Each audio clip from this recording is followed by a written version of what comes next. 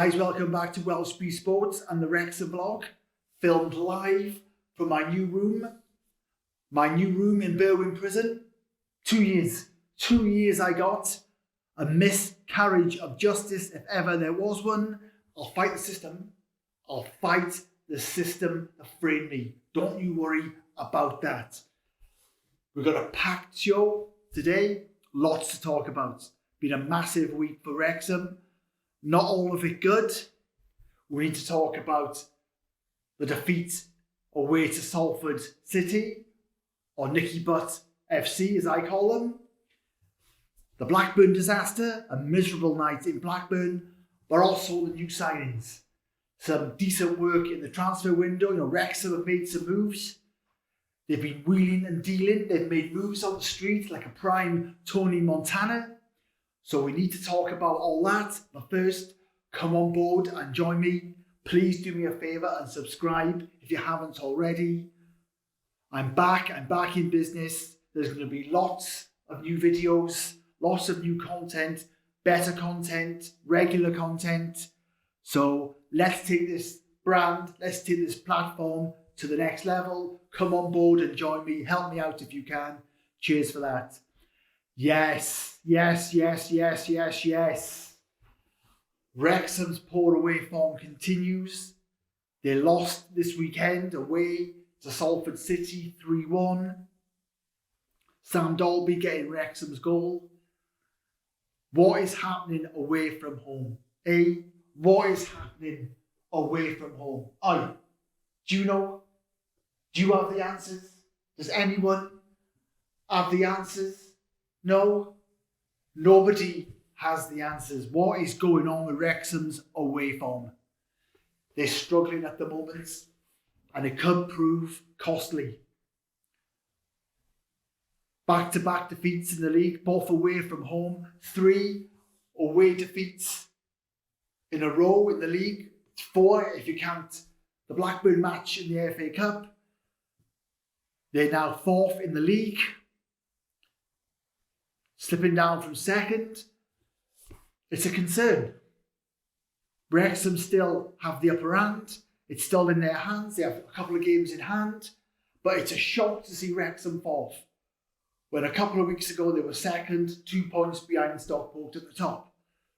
But this away form is a problem. Parkinson, in his interview from yesterday, was very, very honest. He was realistic. He understands the away performances are not good enough. He did blame the weather again. I don't think that's going to go down very well. Stop that, Parky. I don't think it's going to wash with anyone. You can't keep blaming the weather conditions for these away performances. He did it after the Newport match. Wrexham are just not performing away from home. They're second best in all these defeats. He seemed to accept the fight wasn't there. He seems to accept the teams play in a way that make it uncomfortable for Wrexham. And I've said that in the past. When Wrexham go away from home, they're a different team. They allow teams to control the tactics, control the game, control the pace. And they're out bustled, they're out fought. And that happened again at Salford. A team that's struggling in the bottom half of the table. You expect Wrexham to do better, but again, this away form, as I keep saying, is a concern.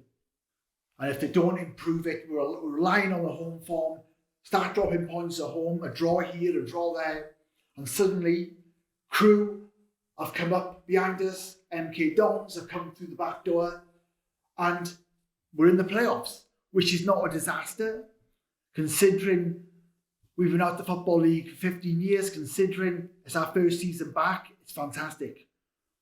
What a first season back. But we expect more now, don't we? We deserve more. This team can deliver more. But we do expect more, don't we? Based on everything that's going on. The glitz, the glamour, the performances, the team, the strength and depth in this squad. We demand more, we expect more. And especially having done so well. top 3 should be guaranteed for Wrexham. It's going to be a disappointment now, to fade away in the second half of the season. So they've got to buck up their ideas away from home. They've got to change something. They've got to find a new way of playing. The fans are not happy. I've seen it online. They're unhappy with the tactics. They feel that we're getting found out. We're playing the National League away from home. There's no real thought going into the football. There's no real dominance away from home. Too slow, too predictable, not enough fight. The goals yesterday, some were preventable. The second goal for Salford was a freak goal, a lucky goal. But they were good value for the win. They could have had many, many more goals. Okonkwo made some cracking saves. He's getting some blame for the goals. They felt he could have done better on some of them, but he made some fantastic saves yesterday. Salford could have had more. Nice to see Dalby getting a goal. Dalby's first goal of the season. Surprisingly now, we expected a bit more from Dalby. But Wrexham can get goals from everywhere. But we did expect to see a bit more from Dalby. He did really well at the back end of last year. But under pressure now, with Marriott coming in, nice to see him on the score sheet. But we do expect a bit more from Dalby. Mullin had a chance to make it 2 each. He saw the ball late, he couldn't react fast enough, but that would have papered over the cracks. Because Wrexham, again, deserved to lose away from home. They've got to do something about it. They've got to do something, but they've got to stop the rot. It is a mini crisis. It is a bad run. And it's such an important month, February, lots of away games. They have to turn it around. You don't mind the results sometimes when the performances are poor as well. It's difficult to see where a win's going to come from.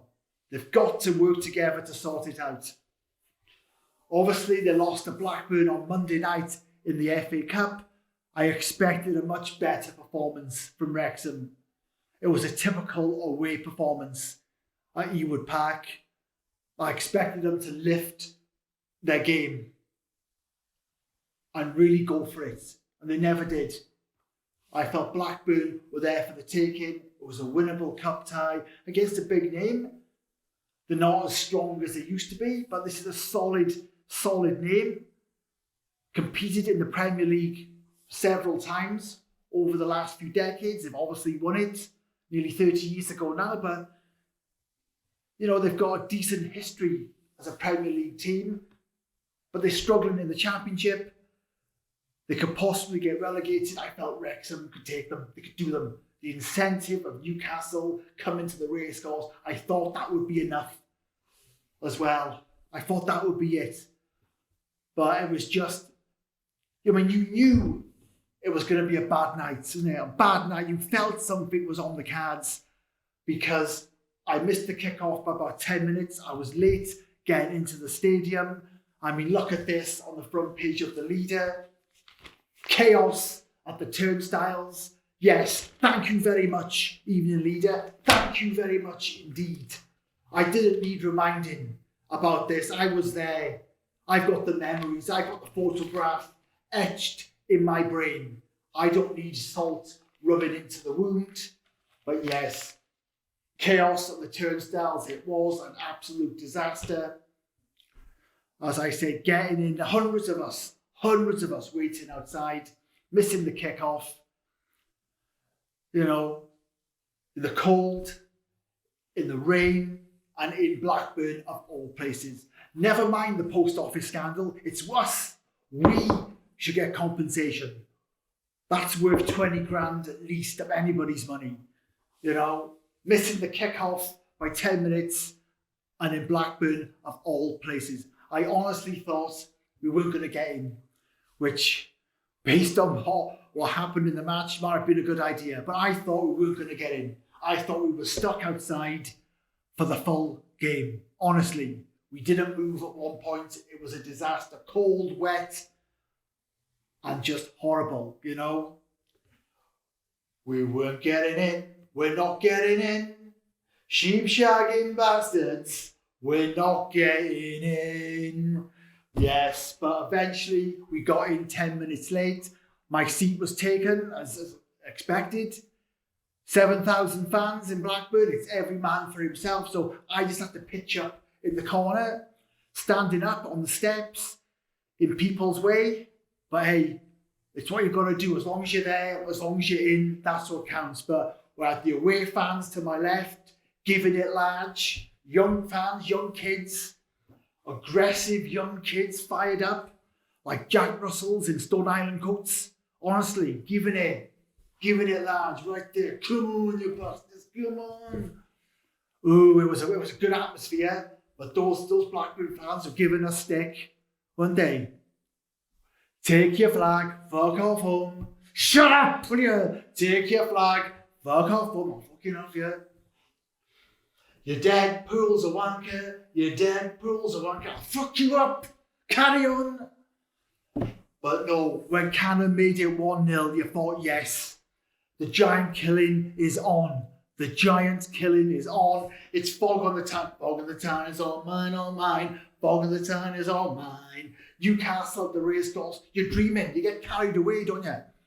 1-0 up at Ewood Park. You're thinking, yes, we're going to go on and do the business. But we fell apart. Who knows what would have happened if McLean had made it 2-0 with a brief spell of dominance, didn't we? But just fell apart in that first half. Sloppy goals, a Quonco doing something crazy. But it was just too easy for Blackburn. They were clinical. I don't think we were outclassed throughout the game.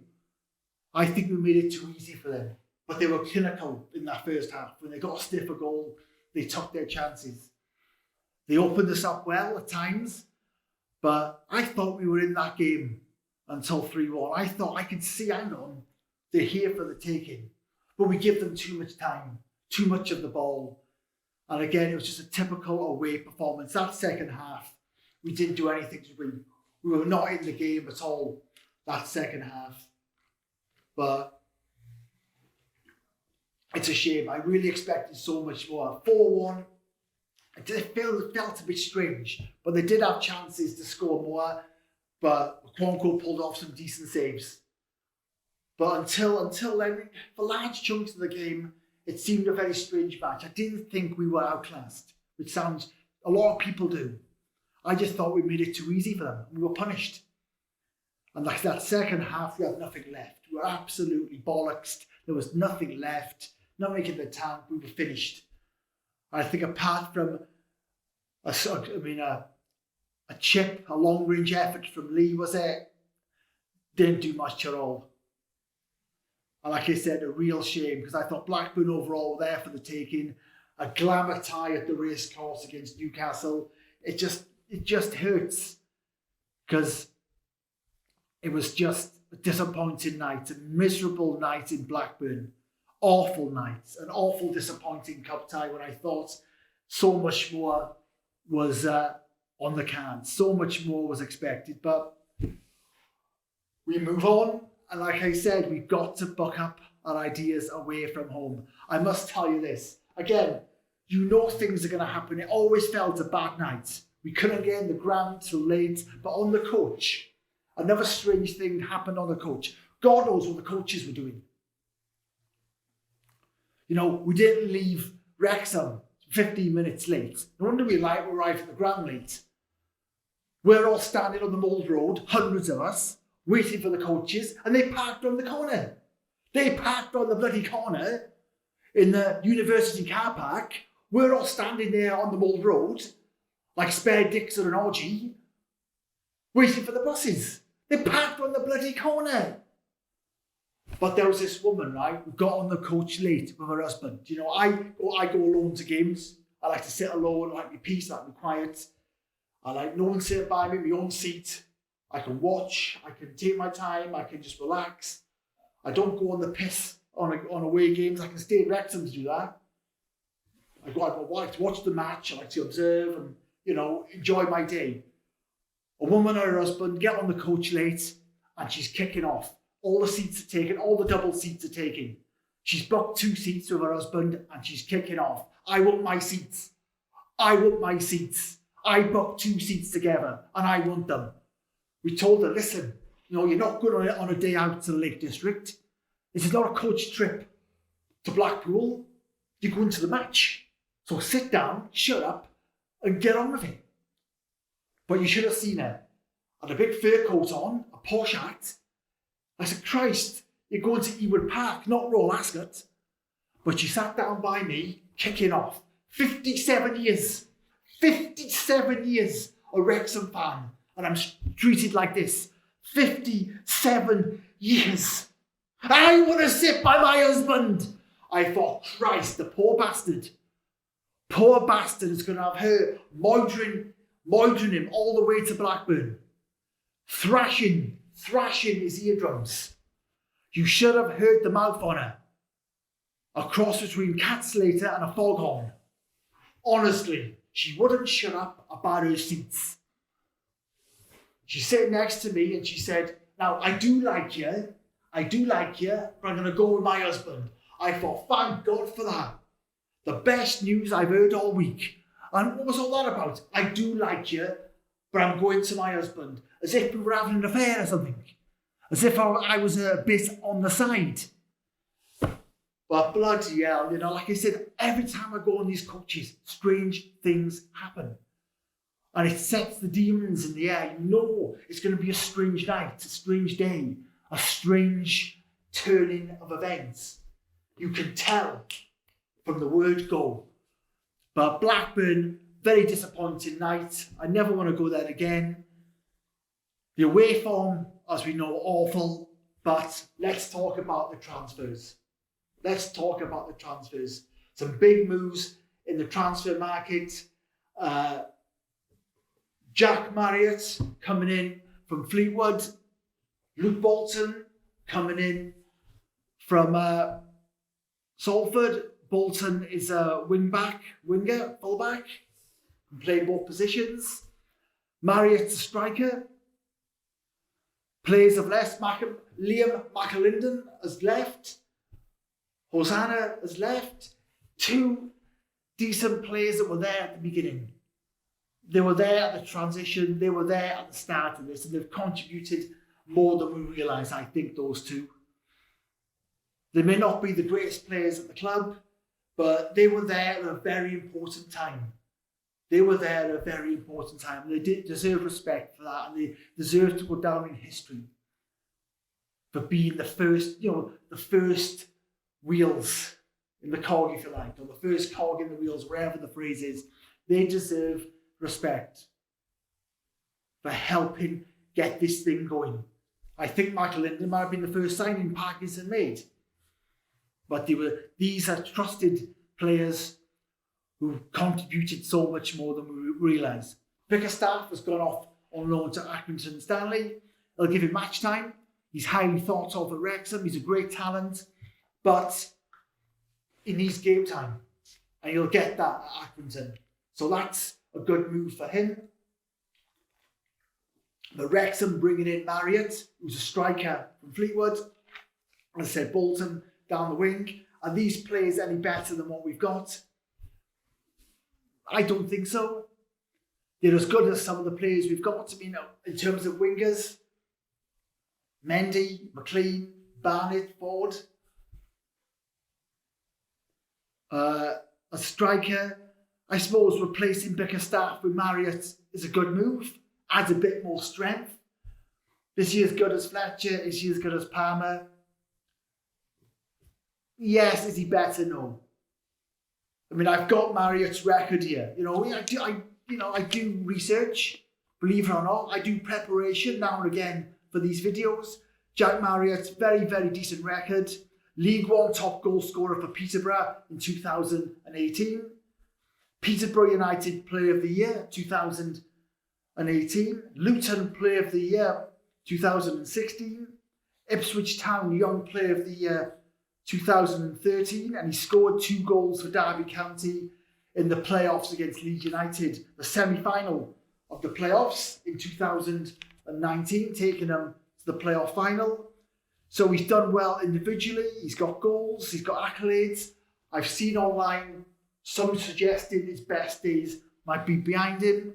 But, you know, he's a League One footballer at least. He's dropping down a division. You'd have to think he's got the quality and experience to add to Wrexham's squad. Both of these players have. It's fresh legs. It's competition for places. It's new ideas. It freshens things up a bit. As I said, does it really add much in terms of quality? We'll have to wait and see. Wrexham signings are usually very good. The recruitment policy and process, as I've said, is excellent. Not many duff signings. Every signing has worked nearly. Billy Waters, never really a chance. But there's been not many duff signings. Some may be running out of steam now, the early ones. Tozer, is he running out of time now? He's been there, a good few years. Is he starting to run out of steam? But I don't know. I didn't think he'd play again. I thought he struggled to get back in the team when he was out for a while. But he's back. He's inconsistent now. I don't want to single out Tozer. Maybe Palmer.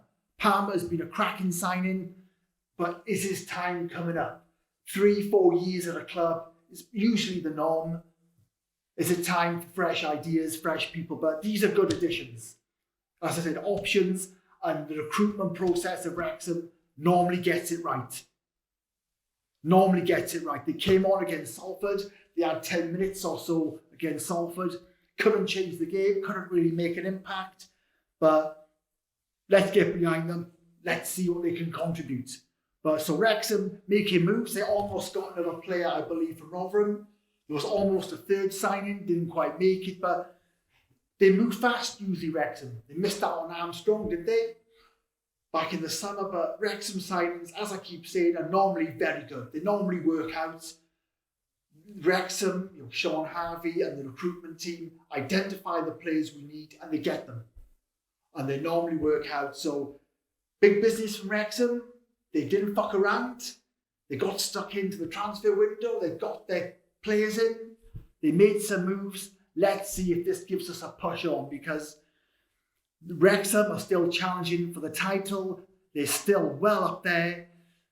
Top 3 finish is likely, but they've got to turn it around away from home. Otherwise, it's going to be a disappointment. It's going to be the lottery of the playoffs. And like I said, Crew or MK Dons will come in through the back door. So we have to start getting it together away from home, get a run of games together, get back to winning ways. Bradford at the racecourse the weekend, they're doing better now. We can't afford to drop points now. It's a must-win game. This is what happens when you drop points away from home, where you've got poor away form. The home games are crucial. You can't afford to drop points anywhere at home, not even against good teams. So you're under pressure now to do the business at home because the away form is so poor. So a bit of pressure for Wrexham to bounce back, win away from home, keep it going. But it's still been a fantastic season so far. Just this poor away form needs to be addressed. And if it does, we're in League One. Trust me. Sort the away form out and we'll finish in the top 3. No doubt about that. No doubt about that. Cheers, guys. Thank you very much. I love you all. You know that. And I will see you on the next video.